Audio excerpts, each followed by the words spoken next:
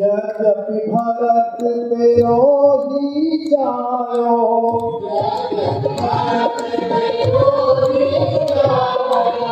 तेरी करनी देख न जायो,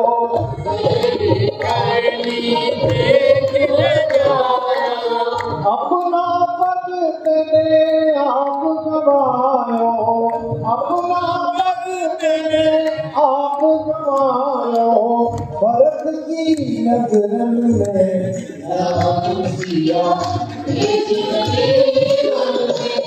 ओ रानी तेरे सीता अभिषेक का लक्ष्मण को लेकर खड़े हैं और अयोध्या के बालकनियों में खड़े हुए लोग इतना पानी बरस रहा है उससे ज्यादा रो करके तो गाली कर रहे हैं। महल छोड़ वहाँ नहीं मंडिया,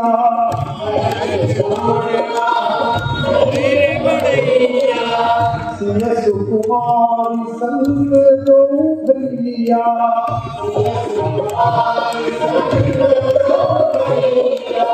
काहू बिछ कर भीजत होंगे, काहू बिछ कर भीजत होंगे, तीनों में हमें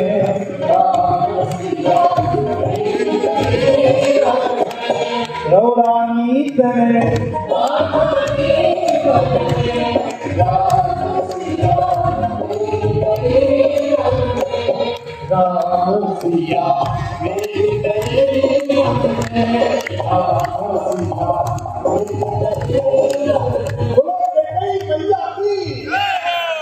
एक ऐसी महिला जिसने गलती नहीं की उसके बाद उसे दंड मिला।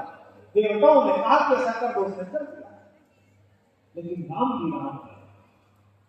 जब क्षमा मांगने के लिए जब भरत और कैकेयी पहुंचे तो राम जी ने बिना क्षमा मांगे ही कैकेयी को बताया कि मां मैं जानता हूं तू कौन है। आपके इसी चंबल अंचल के राष्ट्रपति महादेव मैथिलीशरण गुप्त ने लिखा, कैकेयी से राम कहते हैं कि हम तुम्हारा राम जानता है, इस कारण वे खेल मानता है। और भरत के लिए कहते हैं उसके आशय की भाग मिलेगी किसको, जनकर जननी भी जान न पाई जिसको। अगली दो पंक्ति में हम भरत और कैकेयी दोनों के लिए अपने हाथ उठाकर उन्हें प्रणाम करेंगे। ये भगवान का वचन है, 100 बार धन्य वे एक लाल की माई, 100 बार धन्य वे एक लाल की माई, जिस माता ने है जना भरत सा भाई। सावन की इस कहानी के तो विलेन भी महान है। इस कहानी में कोई पात्र छोटा है, इसीलिए मैं 2 दिन से केवल इस प्रसंग के महत्व पर बोल रहा हूं और कल भी बोलूंगा। पूरा बता सकूं इसकी अनुमति तो सर्वोत्तम जी ने दी, 3 दिन दिए। जब नारियल जमीन कराना था तो 9 दिन करा लेते। इससे पता चलता है कि अगले व्यक्ति के अंदर जाकर बुद्धि नहीं है, पल्ले काटती है। कहते थे नारियल में हो रहा 9 दिन घुसो, लेकिन अगली बार का नारियल 9 दिन थे, पूरे 9 दिन यहाँ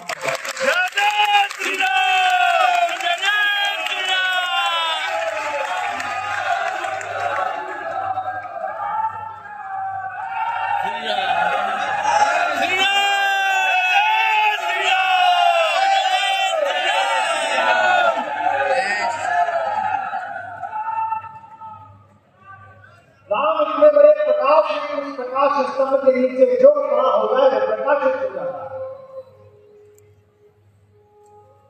आपके घर में ऐसा भाई है मुझे पता नहीं, विश्व में अकेला घर। देखिए, दो प्रकार की संस्कृतियां हैं। एक संस्कृति वो है जो दिल्ली की सल्तनत पाने के लिए अपने ही बाप को बंद कर देती है लाल किले में, और उनके सबसे प्यारे बेटे दाराशिकों की गर्दन काटकर थाली में पेश कर दिए शाहजहां के सामने कि मिल लो अपने सबसे प्यारे लड़के से। एक संस्कृति है। और एक संस्कृति है कि जहां पिता कहता है संविधान में संशोधन कर दिया है मैंने पुराने वचन के अनुसार, वचन अर्थात घोषणा पत्र के अनुसार। ये दशरथ का घोषणा पत्र है रानी कैकेयी के लिए कि जो 2 वरदान मांगने की मंजूर मांगे। कौन गलत है? रानी गलत है अपना वरदान मांग रही है? नहीं। दशरथ गलत है? नहीं, क्योंकि दशरथ उस खानदान में पैदा हुए हैं जहां यह अनुशासन चलता है कि रघुकुल रीति सदा चली आएगी। प्राण चले जाएंगे, वचन नहीं जाएंगे, रघुकुल की रीति है। इसलिए दशरथ को वचन का मान रखना है। कौन गलत है? भरत नहीं। पाप भी जिनकी परिधि के बाहर खड़ा होकर प्रणाम करता है वे भरत नहीं। कोई गलत नहीं है। कैसा परिवार है। राज्याभिषेक के अगले दिन मंत्री लोग सुने, पूर्व मंत्री लोग सुने और संभावित मंत्री लोग सुने। जैसी पार्टी में है वहां पता तो भी चलता है कौन कब क्या बनेगा।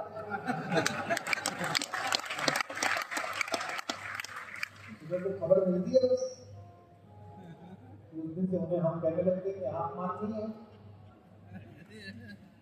शपथ ग्रहण के राज्याभिषेक के अगले दिन सुबह गुरु जी के पैर छूने गए चारों भाई। पहले दिन नहीं गए, जाते ही थे। 14 साल से बाहर थे तो नहीं जा पाए, वरना रघुवंश की परंपरा में है प्रातःकाल उठ के रघुनाथा मात पिता गुरु नाम ही माथा। तीनों माओं के पैर छुए, फिर वशिष्ठ जी के यहाँ पहुंचे। जैसे ही वशिष्ठ जी के पैर छुए, वशिष्ठ जी ने कहा आइए सम्राट आपका स्वागत है। सम्राट सुनते ही राम चौंके, क्योंकि आपका बड़ा जिस दिन आपको आदर से बोलने लगे समझ जाना कोई गड़बड़ हो गई। फिर मेरे साथ कैसे होता, मैं घर जाता हूँ, मेरे पिताजी अगर ऐसी बात करें, हाँ भाई कहाँ गए थे? अजी डबरा गए थे। वहां क्या था? अजी नवग्रह पीठ बना, बहुत अद्भुत वहां जरा की सेवा लगी। अच्छा अच्छा, इसका मतलब पिताजी पसंद है, कोई नाराजगी नहीं है। और जिस दिन आप शाम को पूछो पिताजी के आइए महाकवि को, मैं समझ जाता हूँ आ गया तो मैंने कोई दुष्टता कर दी है या घर में किसी ने कर दी। जो महाकवि कहते हैं इनका क्या मतलब? तो जैसे का सम्राट राम जी ने वशिष्ठ जी के पैर पकड़ दिए, बोले मुझसे जो अपराध हुआ उसको क्षमा कर दीजिए। वशिष्ठ जी ने पूछा ऐसा क्यों कहते हो? बोले आपने मुझे जीवन भर बेटा कहा, लाल कहा, तात कहा, राम कहा, राघव कहा, रघुवीर कहा, वत्स कहा, पुत्र कहा, कभी सम्राट नहीं कहा, युवराज नहीं कहा। तो वशिष्ठ जी ने कहा तुम सम्राट हो गए हो। तो राम जी ने कहा सम्राट हूं जगत के लिए, गुरु मेरे लिए शिष्य ही रहता, आपके लिए तो बेटा ही रहूंगा। बोले कोई बात नहीं। राम जी ने कहा हो नहीं सकता, मुझे अपराध बताइए, अन्यथा मैं राज्यसभा जाऊंगा नहीं। वशिष्ठ जी ने कहा भाई तुम चारों लड़के बड़े हो गए हो, शत्रुघ्न अयोध्या की सेना के सर्वोच्च सेनापति है, लक्ष्मण अपनी भाभी सीता के अत्यंत प्रिय है, उनके पुत्रवत है, भरत तुम्हारे बड़े अनुगामी है, और तुम तो जगत कल्याण की सोचते ही रहते हो। पता नहीं मैंने जो सिखाया वो याद है कि नहीं याद है। तो राम जी ने कहा गुरुदेव इसका एक ही उपाय है, हमारी परीक्षा ले लीजिए।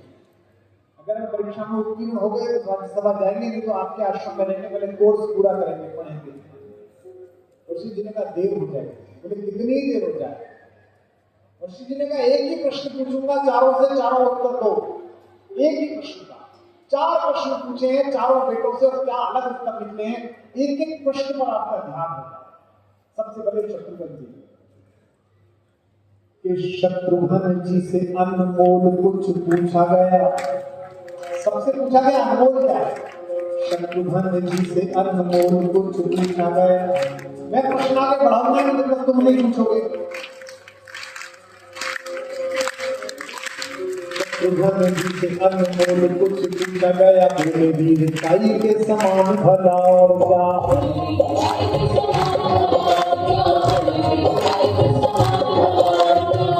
शत्रुघ्न जी से अनमोल कुछ पूछा गया फिर भाई के समान भला और क्या।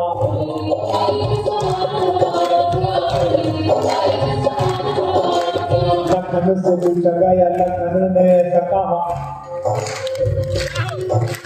लखन से पूछा गया लखन ने ऐसा कहा फिर सीता माई के समान भला और क्या।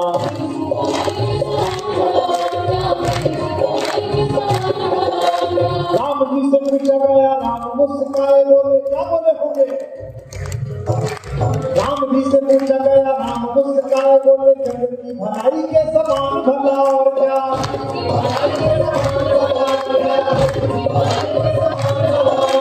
भरत के नयनों से, भरत तो बोले ही नहीं, भरत पधार रहे हैं आज। भरत के नयनों से गिर के आंसू बोले, भरत के नयनों से गिर के आंसू बोले दुनिया में भाई के समान भला और क्या।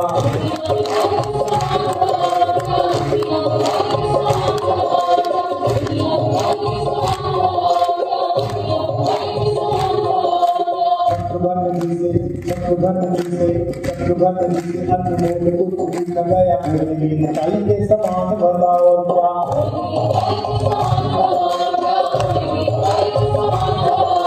लखन से पूछा गया लखन ने ऐसा कहा मेरी सीता माई के समान भला और क्या।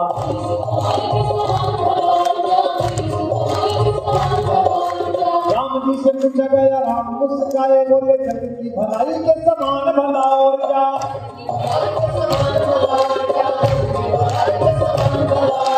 भरत के नयनों से नीचे वालों, भरत के नयनों से, भारत के नयनों से, भारत के नयनों से गिर के अब ये बोले दुनिया में भाई के समान भला और क्या।